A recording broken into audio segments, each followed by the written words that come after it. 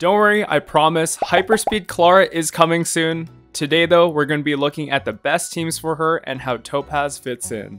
Even now, I feel like Clara is one of the most unappreciated units, either because people don't have her or have yet to build her since she's a standard 5-star. And for those of you who have her but haven't built her yet, I think you're missing out. She's got such an overloaded kit, and when you play her in the right teams, she can be absolutely devastating. So enough of this, let's get right into it. First, we need to look at what Clara does and which units will bring the most out of her. Please do not build Clara as a tank, she's a damage dealer. She's unique in that most of her damage comes outside of her turns and from her counters, so being fast doesn't benefit her as much as other characters. You'll typically build her with an attack boots and rope, so she's pretty loaded in terms of offensive stats. She already has great built-in survivability thanks to her damage reduction from her talent and even more from her ult, meaning her teams will have a lot less trouble staying alive. The increased chance for Clara to be attacked from her technique, but more importantly from her ult, greatly help with this as well. The general team template for Clara will look something like this. Her, a soul sustain, a damage amplifier, and then a flex slot. Now I will say her most important teammate comes in the amplifier slot and more specifically in the form of Tingyun. You can still play Clara without her, but she's by far and away her best teammate for a lot of reasons, so she's definitely a priority. The first and most obvious benefit to Tingyun is her 50 or 60 energy refill at E6. Clara only has a 110 cost ult, so with Tingyun, she can ult pretty much every rotation. Let's break this down even further. The way I'd recommend you build Tingyun here is with Meshing Cogs, the 3-star light cone, or even better, S5 Memories of the Past, they're pretty much the same thing. The only other requirement is an energy regen rope and 2-piece Von Whack. Between these sources of ERR and her A6, her skill basic rotation has just enough to guarantee a 3-turn ult. You can see the results here on screen. Even though Tingyun will be taking turns at breakneck speeds and often lapping Clara, you still want to maintain the skill basic rotation for her energy regen. And also, you'll get her 20% speed bonus from her A2. The reason why ulting so frequently on Clara is so good is, of course, her enhanced counters deal massive damage and sometimes even more than a lot of characters' single ults, but also because it's a guaranteed source of damage since it doesn't matter which ally gets hit. This is definitely one of her biggest weaknesses and what I feel deters a lot of players from trying her. But aside from that, Tingyun also provides invaluable hypercarry buffs. Her skill gives Clara a pretty big attack bonus, but also an extra hit of lightning damage whenever she attacks. This can proc on every counter as well, and even though you can only get one instance per attack, it still hits pretty hard given that it scales off Clara's. The buff lasts for 3 of Clara's turns, so there's no pressure in maintaining it, and as mentioned, you still want to skill basic on Tingyun. Tingyun's ult of course gives that energy refill, but it also gives a damage buff for 2 turns. Again, since Clara is so slow, you'll have virtually a 100% uptime on this. Both of these buffs applied together amplify Clara's damage significantly, and you can see the difference here with the well-invested Tingyun. The last note I wanted to make is that Clara unironically solves one of Tingyun's problems. Tingyun has a far better chance to survive with Clara on the team due to her increased chance of getting attacked. Well, we'll see about that. If you don't have Tingyun or you want to use her for another team, there are alternatives. They can also fill the flex slot if you do use Tingyun, so let's get to the main reason why you're probably here, Topaz and Numby. I think the most important thing that Topaz brings is her skill's Proof of Debt. This status increases the damage a single enemy takes from follow-up attacks, which is pretty nuts because it'll buff both Numby's attacks and Svarog's counters. If we look at Topaz's talent, we can see that Numby advances forward every time the enemy with Proof of Debt is hit with a follow-up attack. I can already see some crazy potential here since Clara attacks so many times with her counter, and in the right circumstances, her ult will cleave the Proof of Debt target, which will also advance Numby. Honestly, this synergy just looks unreal, and you're pretty much going to have an infinite amount of follow-up attacks. The other reason why Topaz should be quite strong here as well is she should output a pretty large amount of single target damage given the Hunt Path's design, and the fact that Clara also enables her in a way since she'll cause Numby to take more actions. These two will definitely be a very synergistic duo.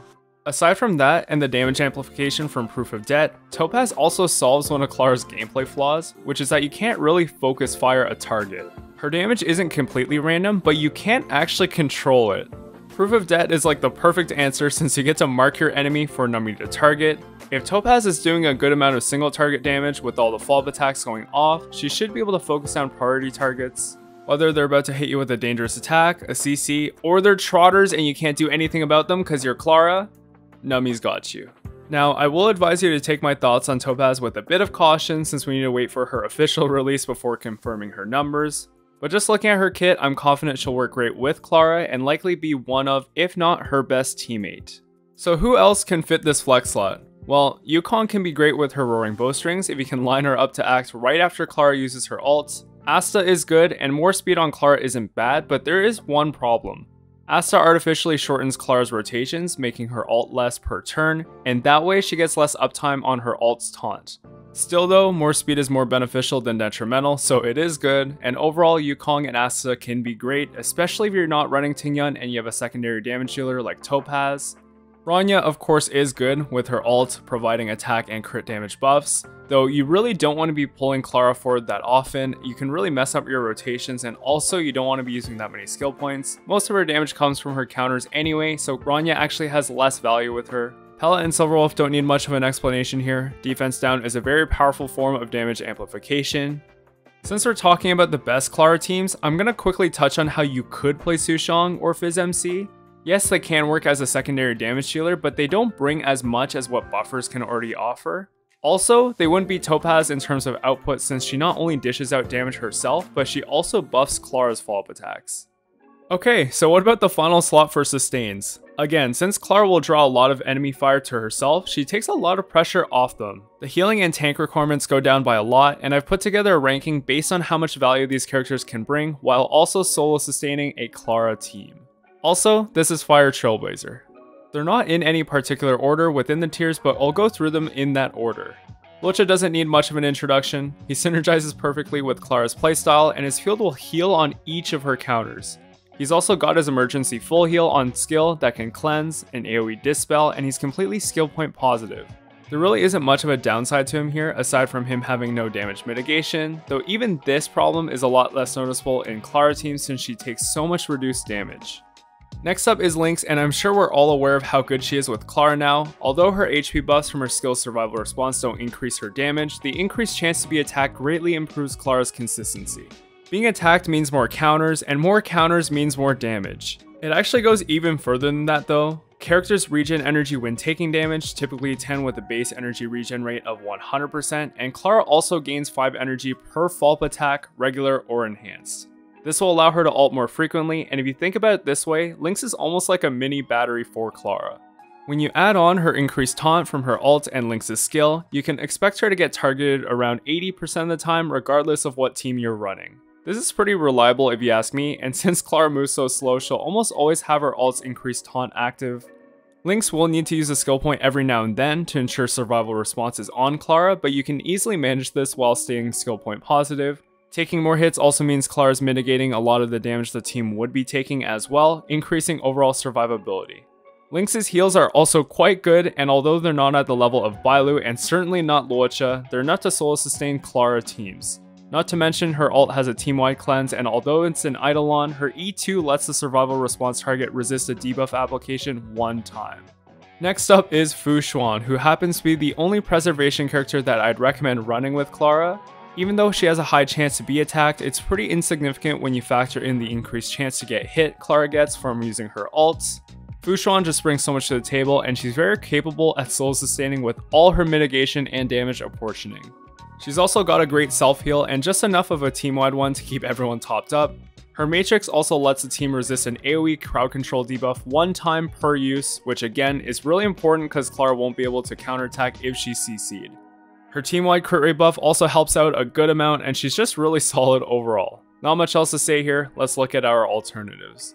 Natasha and Bailu are very similar and don't offer as much utility as the other options. Natasha does have a single target cleanse when she uses her skill, which does come in handy quite often.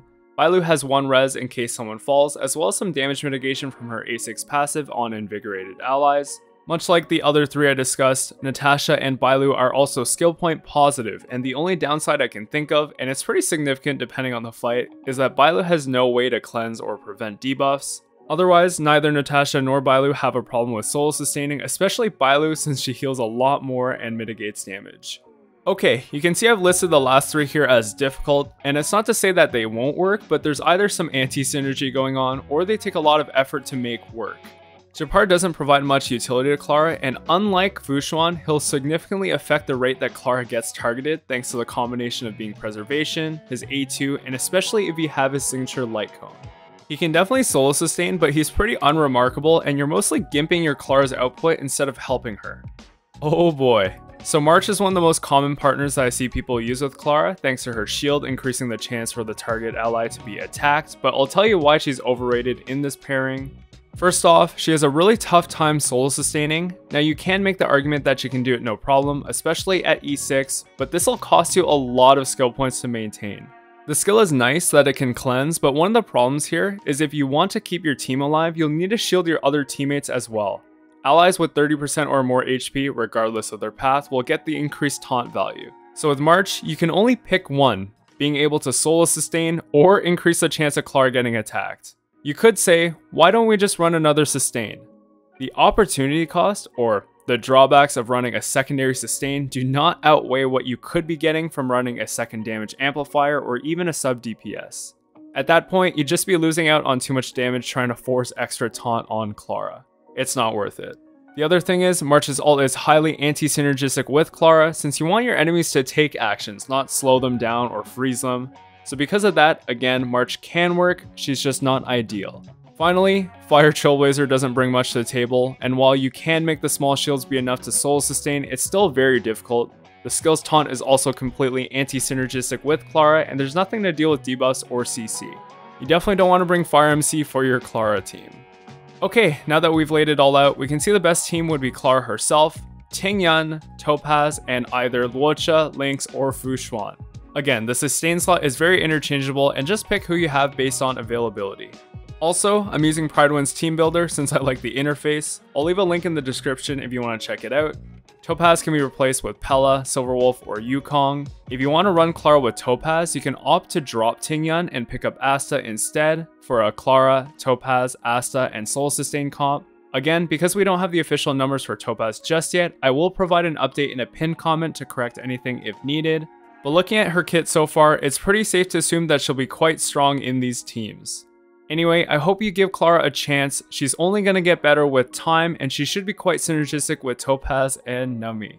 If you enjoyed and found any of this helpful, do consider dropping a like and subscribing. I'd appreciate it a lot. Thank you so much for watching. I will see you next time.